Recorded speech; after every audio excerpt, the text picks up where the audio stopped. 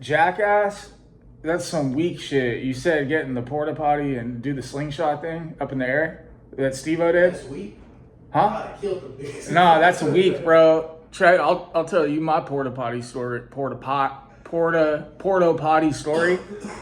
I was at a rave out in the desert just for the night, and I drove so I drove all the way out there, and it's like people there aren't doing heroin, bro. Like people there are doing psychedelics and like Molly and shit, right? And I brought some heroin, and for the life of me, bro, I could not find any water, any fluids to shoot my issue. You know what I'm saying? And I still had veins at that time, mind you. They weren't blown out like they are now, dude. I was young and fucking durable and shit. I was probably like 21, and I had no water. So it was about 6 a.m. and I'm getting dope sick. It's light outside now. We're about to leave at like 9 a.m. But I was dripping sweat and full withdrawal, you know? So I went into the porta potty, dude, and I pulled down a bunch of toilet paper and balled it up into a big ball, bro. I shit you not. And there was a lot of shit in that porta potty, in the blue porta potty water. I put the big ball of tissue into the blue water, cooked my shot in the spoon. Oh, no, I'm sorry. So I drew up the blue water out of the tissue, right? The blue water, bro, the chemicals. There's feces, there was urine in that shit. And squirted it into my spoon, and I cold stirred the heroin I had, and I shot the blue water into my veins, dog. On God, I did that. Wait, what the fuck? Yeah. I also broke the biohazard box off the wall in a bathroom because my rig was too dull, dude. So I broke the biohazard box off the wall, and there's a pile of rigs on the ground, and I went through it and I found one that I was able to hit a vein with. You know what I mean? Jeez. I've had hella blood types in my blood. Grimy, huh? Like now, dude, hey, what up? It's your boy Riggs, by the way. Hit that subscribe button. Much love to my subscribers.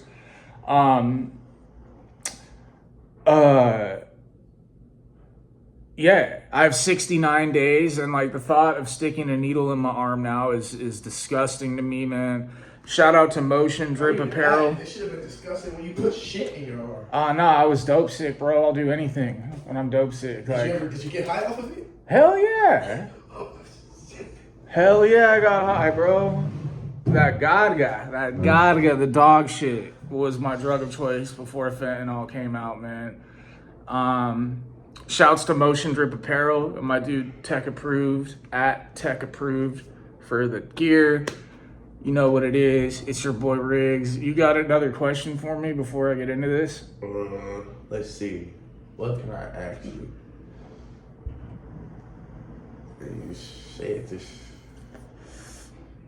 What is the crazy? Ask me something that'll actually, the answer will surprise you for once, you know? I don't know, because if I ask normal questions, my answer, if you was to ask me a normal question, my answers would surprise you. It'd just be a normal question. But, Bunch of degenerates over here, dude. Shit. Our neighbors love us, by the way. Bro, oh my God, dude. The neighbor heard Philip from Soft White Underbelly talking about the garden hose and the asshole and getting ran by dildos. Fucking, they were walking by and oh my God, you know? There's chicks walking their French bulldogs and shit. And nigga, Philip got, that was Philip's story? Probably, dude. Oh shit, I gotta go. Probably the garden hose, man. Philip doesn't want to be interviewed because he lost a tooth, which happens in addiction. You lose teeth, dude. Your hair turns gray, shit like that. And it's crazy. For $200, he'd go on Soft White Underbelly when he was loaded and really shot the fuck out looking. But now that he's sober, he doesn't want to come on this channel because he lost a tooth. So I'm probably gonna have to do the garden hose in the Gay Boy Gangsters story. Yeah, it was Gay Boy Gangsters. What, in Hollywood? West Hollywood, yeah. Go ahead. The big ass trannies with dreads, like, what's up, nigga? Yeah. Let's say, nigga. I'm trying to get you, nigga. They'll rape and kill you, fool. Holy moly. Oh my god, dude. I would not fight a 6'6" trans gay boy gangster on my life, dude. I would not. That nigga gonna take you to the holy moly shop. Bro, they will fucking, they will pin you down and give you a dirty Sanchez, bro. They'll snowball you, dude. Snowballing is like when you beat off in their mouth and they don't swallow the semen, they spit it back into your mouth. They make out with you with your cum. Degrading. Very degrading. And you know that how? I've been on the deep dark web, dude. I've seen some crazy sex stuff. I hear it. Ryan had some crazy sex stories, dude. Blows mine right out the water. But yeah, it's like these two dudes. I'm gonna break their anonymity. Well, I'm gonna break one of their anonymities because he really is like, he's a rapist, man. The dude with the garden hose. Before he'd have like gay sex, he would allegedly stick a garden hose up his asshole and put it on high to clean out his insides before he got like, you know what I mean? And that gave him serious issues. You know, he is on kidney dialysis, so he walks around like with one of those machines, you know? But I'm gonna ruin his anonymity because he really is a piece of shit. His name is Peter. I'm not gonna ruin the other guy's anonymity. Like, they have the same name. Oops. So Peter's like this gay dude, and he's like 45 years old, and he finds like strung out like kids, not minors, but you know, young kids. You know, when I say a kid, like 20, 25 is young, and to get him into the clique, hits him with his garden hose. It's really sad, dude. So he has kidney dialysis, and you know, that's just disgusting, dude. Peter is the one, because like there was a time I didn't even know any of this went on until Philip from Soft Wet Underbelly told me this like a week ago. But I had met the younger one, they were boyfriends, like, and I was serving him for a while and then I stopped talking. Ryan had met them through me. They're the ones that got Ryan Leone onto Soft White Underbelly, right? They know Mark, Laisha real well, whatever. You know, I'm losing my train of thought, dude. But you know, I was thinking today, like, man, I really, you know, I get a lot of positive comments from you guys, and you know, telling me to post stories. I've been really busy lately writing this new album, and I have had time. But like, some, you know, sometimes I get in these ruts like, dude, I don't have anything to share with these people. Like, I want to be funny, make it entertaining, right? But like, the fact is I have so many stories, and it's like, it's difficult to do a series because sometimes I'll wake up and like, I don't want to have to think about like, you know, what am I going to talk about today? But I was doing that today, and I was thinking of my time that I spent in Northern California in Humboldt County. I think I've talked about this on a past video, like last year, maybe the year before. But so, okay, when I was, you know, I'm 37 years old, right? And Aquarius gang, February 16th, 1987 is my birthday.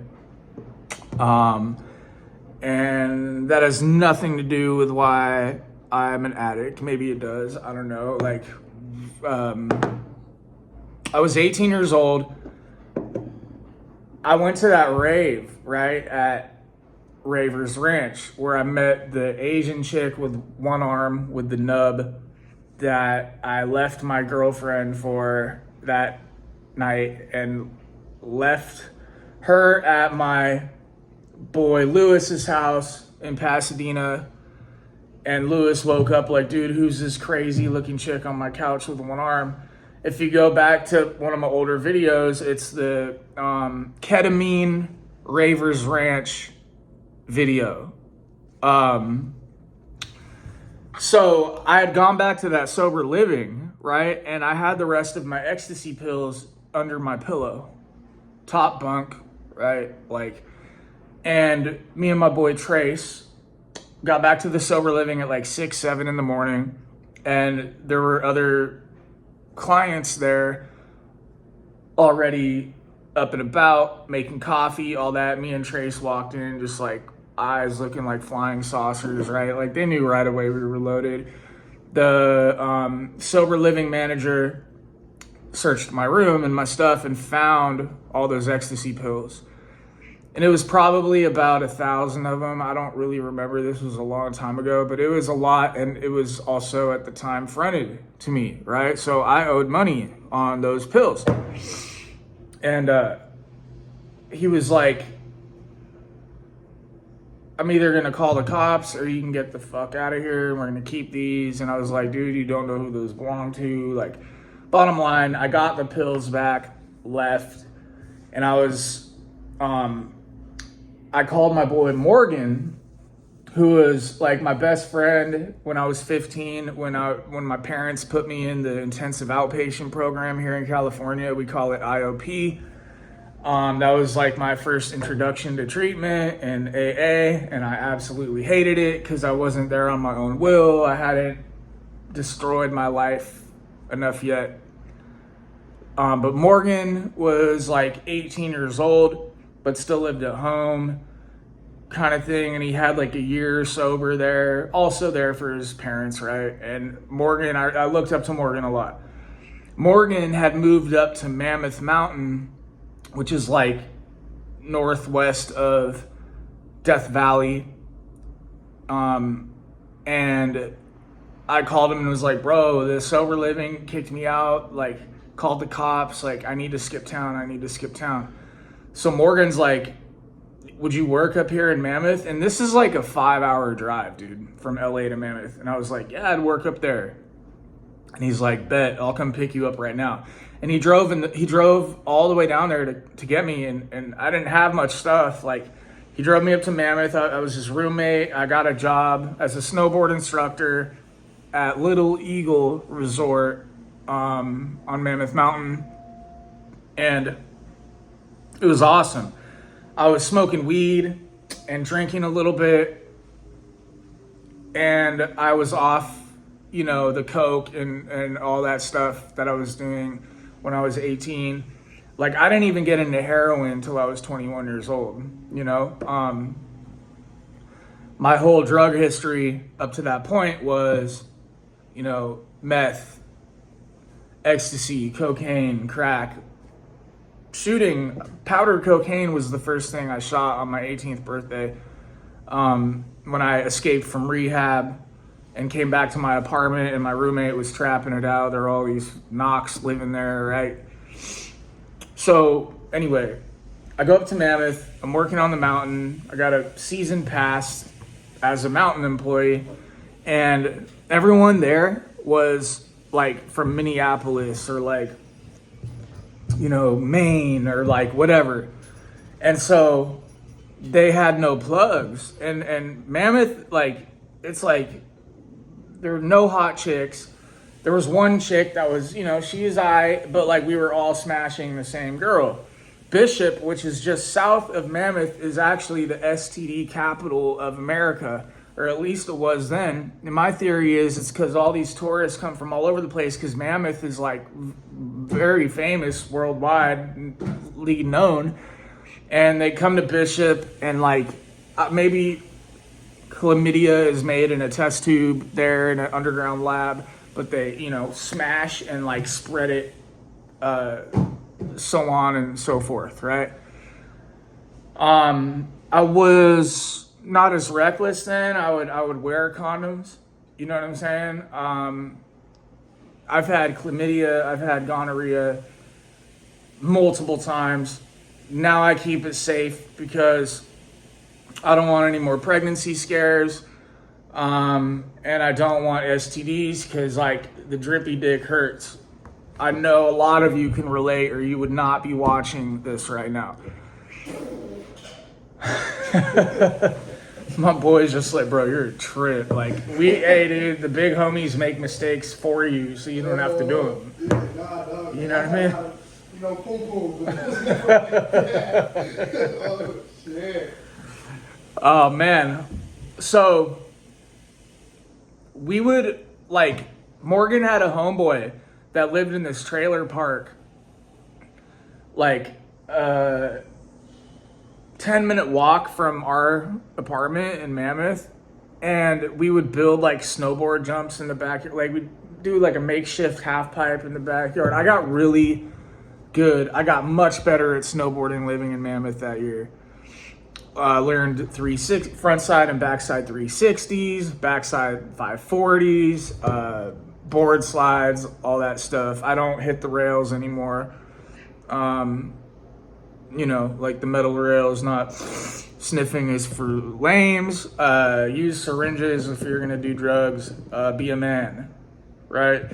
No, but we build these makeshift ramps in the backyard, and this trailer park, like this trailer in particular where this dude lived, I met this dude named Sammy. And I had this burnt CD. This is how trippy life is, right? I had this childhood friend, the one that was on ecstasy at the park, and me and Cody McMains, the actor, were like, Paul, come back. And his sweaty body, like we couldn't catch him when he was naked running through the park. Remember that shit? Paul gave me a CD because he had gone to San Francisco State.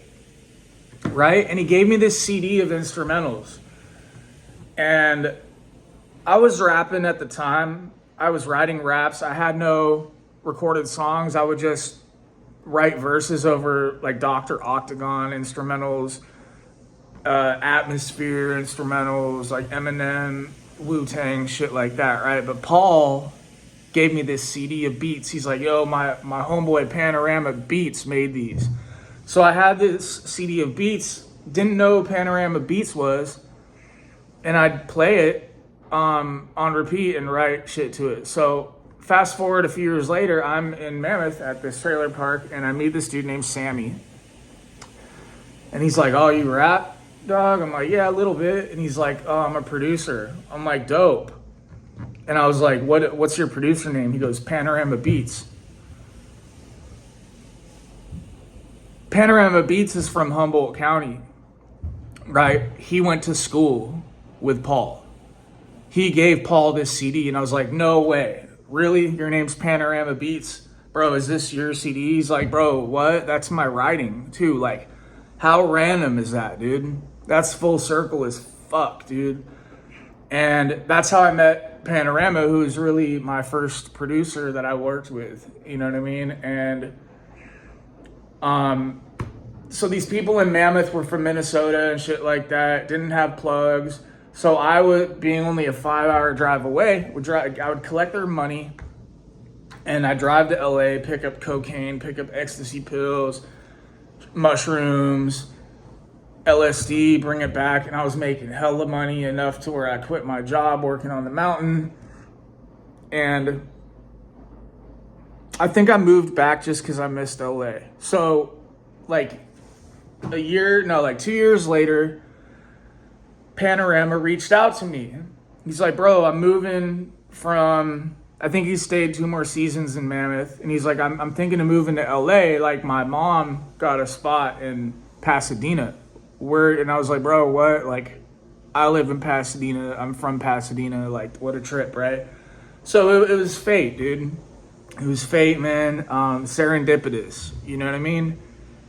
And that summer, Sammy, Panorama, is like, and rest in peace to our mutual homeboy, DJ Trauma, man. Troma.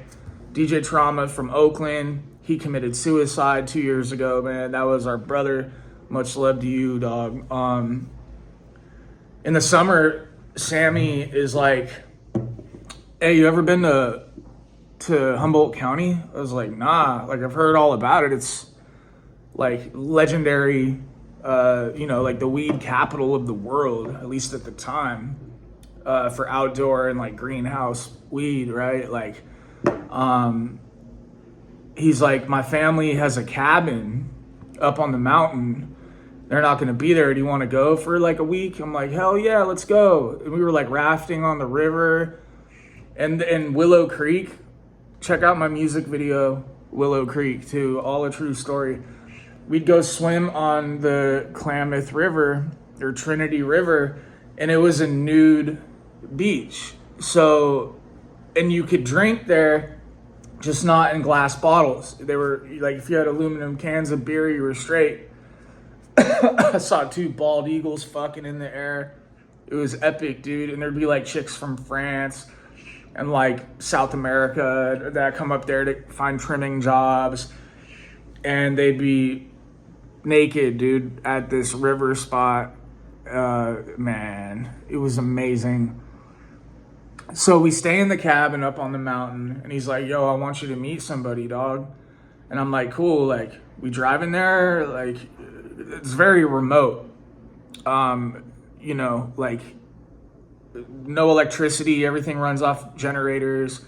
Huge grow operations, huge. The biggest I've ever seen. He's like, no, it's like a mile walk through the woods to like his nearest neighbor's house. So we walk through the woods, and my boy Sammy's going, oi, oi.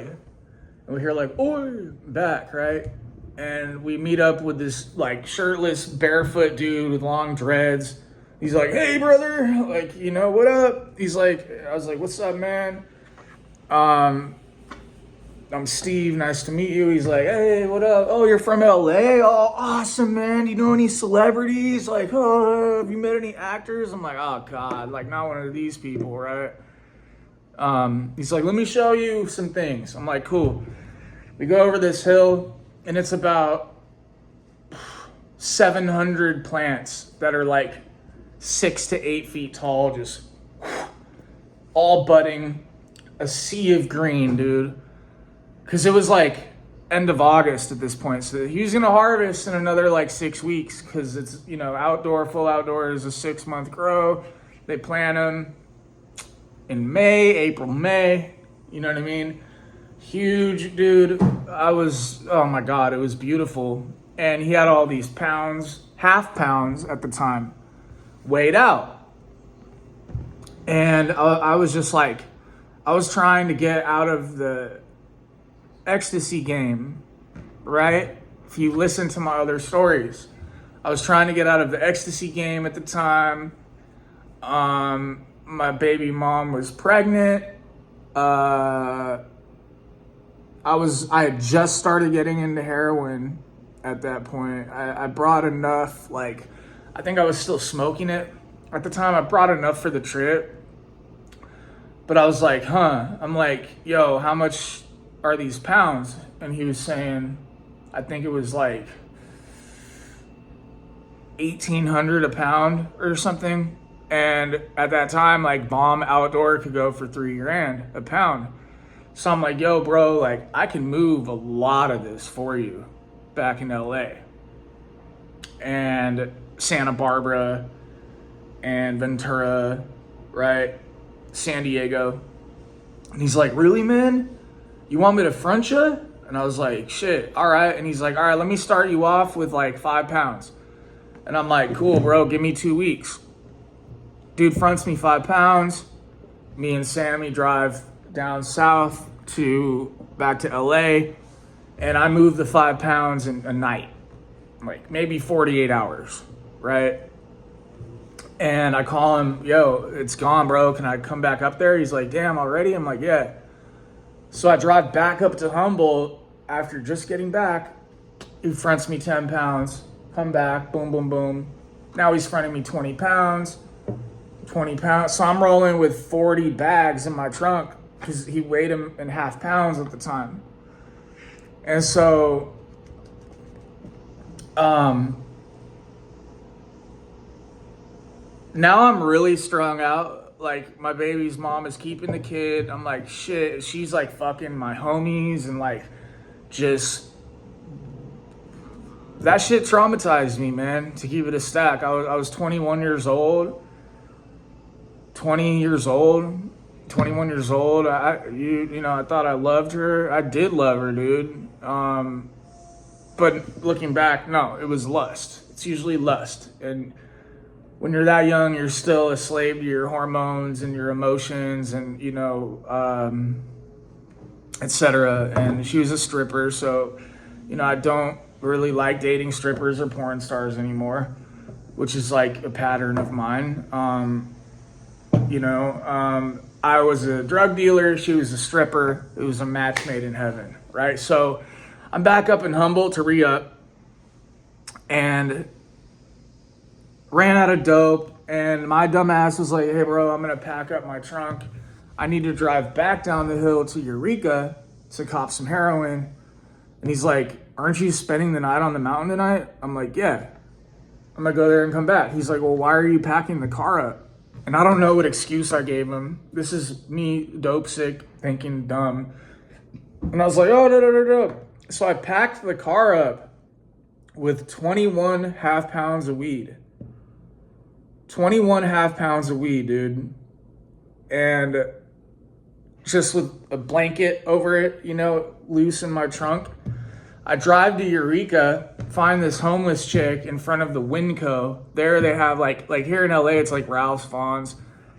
Up there, it's Winco. That's like their supermarket. Meet this homeless chick, and she would take my money, run right across the street, get me some. They weren't even balloons. They were like, it was just like the wax paper twisted up with like maybe like 0.2s or 3s of some fire tar.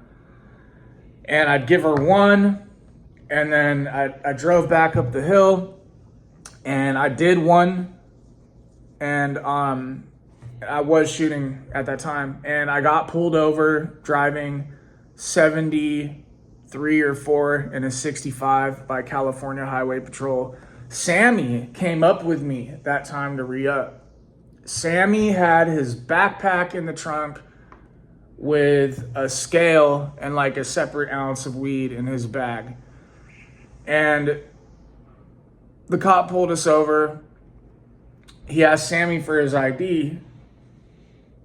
Now in California, the law is if you're a passenger in a car, you do not have to give them your ID. But back then it was different. And he's like being a dick to the cop. He grew up in Humboldt, you know what I'm saying? And he's like, my ID's in my backpack in the trunk. Bro, why would you say that? I didn't really know what my rights were. I was nervous because I was riding dirty and I was high and not thinking clearly. And he's like, pop the trunk, sir. And I'm like, fuck, dude. I popped the trunk. The smell, smells it right away. He goes in Sammy's backpack, finds the scale. Boom, we both get arrested. I get booked on 9 felony counts. It was possession with intent to sell, transportation, trafficking, distribution of marijuana, resisting arrest, possession of hypodermic needles. It was like 9 charges, not 9 felonies, 9 charges. And resisting arrest and assault on a police officer. And Sammy's was just possession with intent to sell, I believe, because he had the scale, but the scale fucked me too. So we get booked, and they let me write a phone number down real quick, and the only number I had was my boy on the mountain. And I call him from jail. I'm like, because he, I guess, had been calling me where are you? Because we were on the side of the road, or handcuffed in the back car. We were there for a while, dude. And I had swallowed all those balloons of heroin, and he saw me through the rearview mirror and gave me a pen, puke that shit up. Well, I know you were swallowing some dope or something. And I'm like, fuck, dude. I stuck a pen down my throat, And I only puked up one of those sacks instead of the other 9. If I had puked up all of them, it would have been sales of heroin. It would have been bad, dude. So I'm in custody, like high as a motherfucker, dude, because it wasn't in balloons. It was dissolving in my stomach. I'm high. I call him, hey, bro, I got busted. And he says, you want me to bail you out? I'm like, yeah. So he bails me out, puts the land up to the bail bonds. And I'm talking 200 acres of land. And Sammy's pissed because he stayed in there because his charges weren't as serious. So he didn't bail him out too. My bail was like 30 grand only. So it was like 3,000, I guess, plus the land to get me out, if I remember correctly.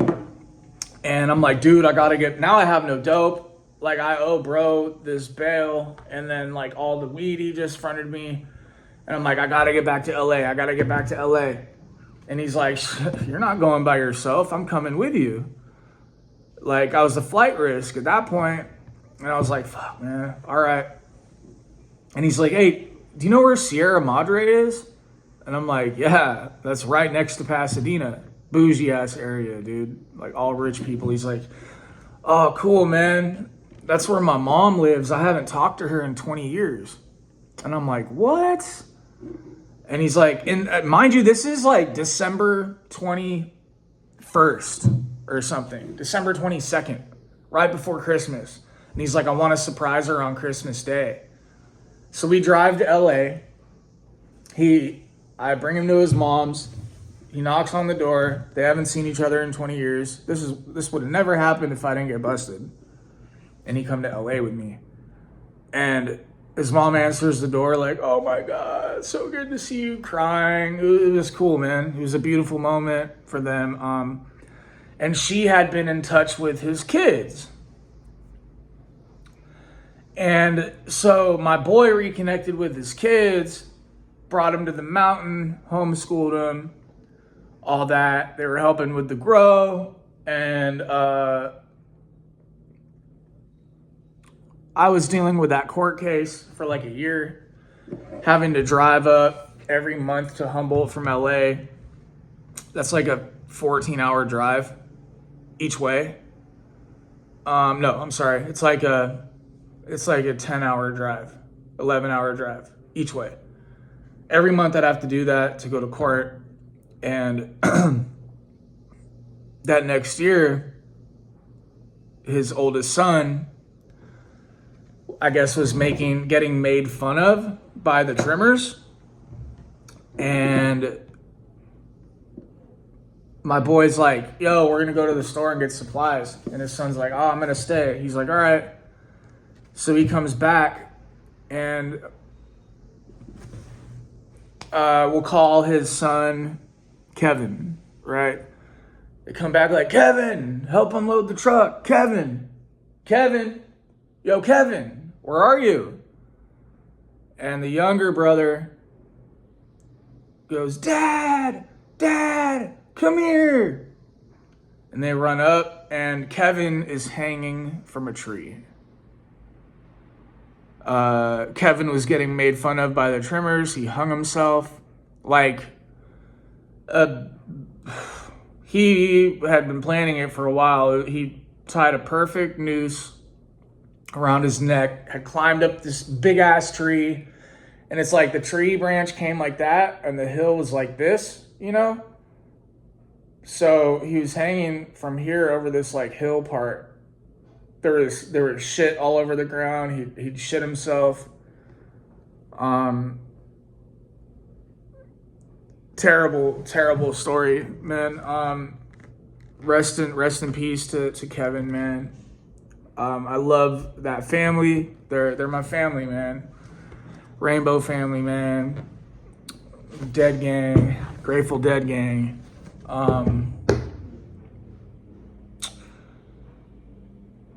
I had a good attorney for that case. I ended up getting AB 109. No, it was Prop 36 felony probation, but they wanted me to be on probation in Humboldt. And I'm like, dude, like I got like a 1-year-old son now, or like 6-month-old son now. I live in LA. I'm doing shows out here. Like I can't live in Humboldt, you know? Like especially on felony probation, like the only thing to do in there, the reason there's any economy there is like, I mean, some logging, but the marijuana, the cannabis industry, you know, like if I got caught again doing the same shit on like, poof. So I'm gonna make this a series as well as the rave series.